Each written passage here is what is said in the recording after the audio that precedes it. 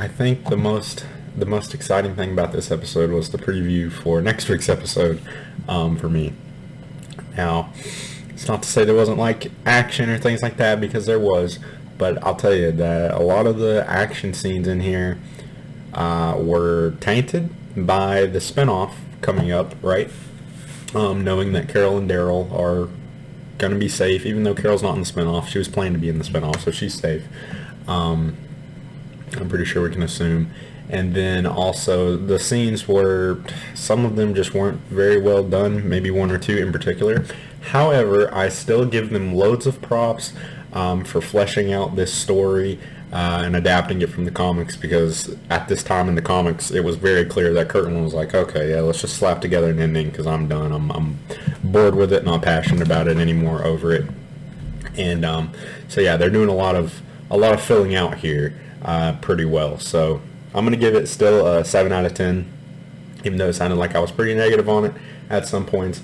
So yeah, but we're going to try to break it down really quickly and then maybe talk a little bit about next week's episode, because I feel like I have more to say about that maybe than this one.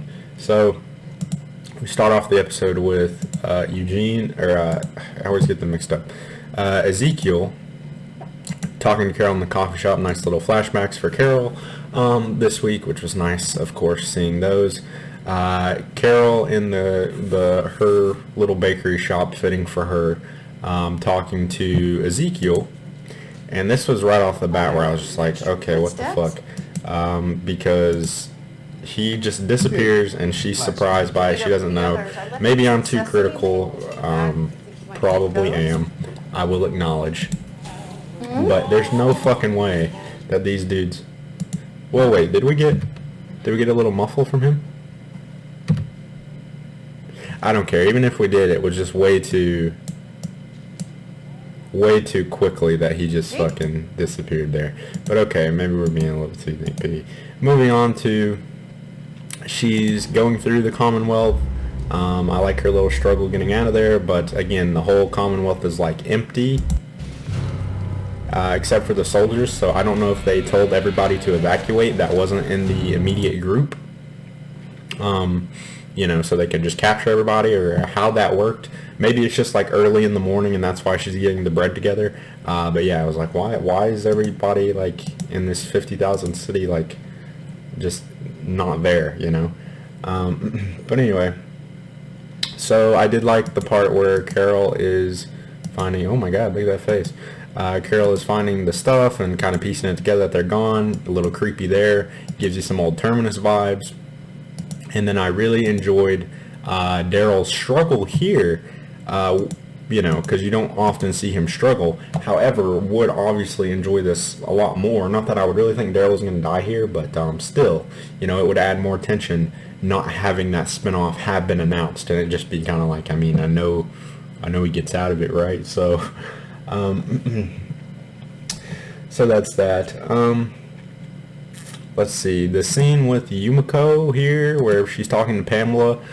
I feel like I know I'm being so critical this week, but Yes. I can't help, and this isn't their fault, but I can't help but picture Michonne in these scenes, because it would be so much more impactful. That's not to say that the actress who plays Yumiko doesn't do a good job, because she does, and they fleshed it out so it's, just the same stakes with her brother. She has to do this to keep her brother safe, and she's got a close relationship with Eugene. I don't know if it would work the same with Michonne, because her and Eugene were never close. I do. Maybe they would have been by this point. I hired you. They weren't, that I remember anyway.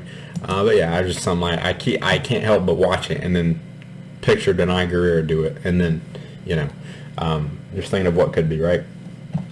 So yeah, these soldiers are being ruthless. They even took Dog, Daryl says. They even took Dog. Yeah. So, what else we got? He has a line here. Sunshine is the best disinfected. I didn't know that. Must be annoying being close, having a doctor for a family member, because they're just going to bring up shit like that. Like, I didn't ask, but, hey. But I get what he was saying. Everything's been brought to light, and it's still not getting better. Connie somehow got the drop on this one big dude, and then coincidentally ended up in the room right next to him.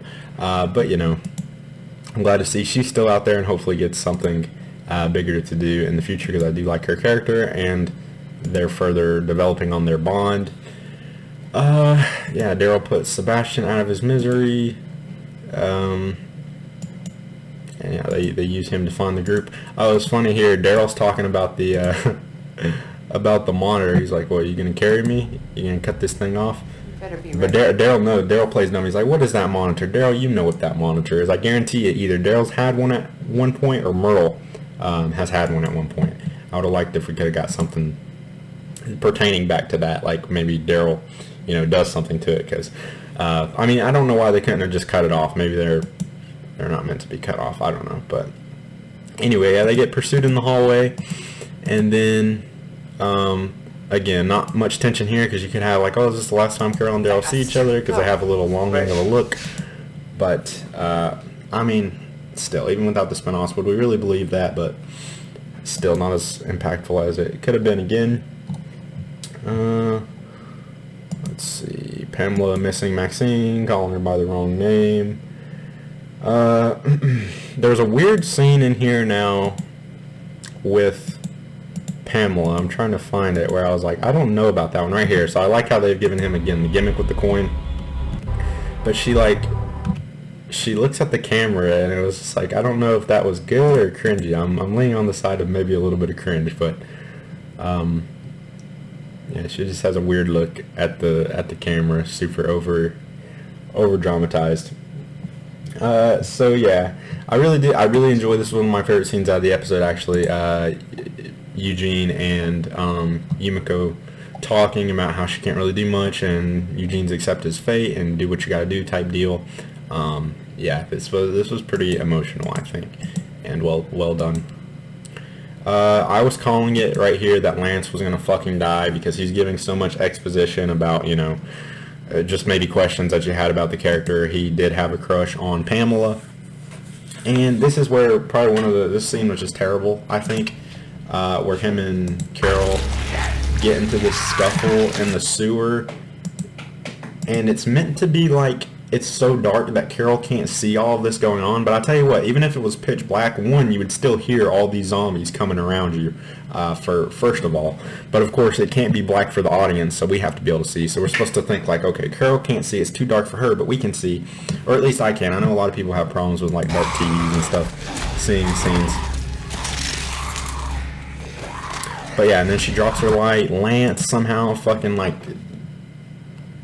teleports away and is suddenly out of there, got around all of those zombies. This scene was terrible.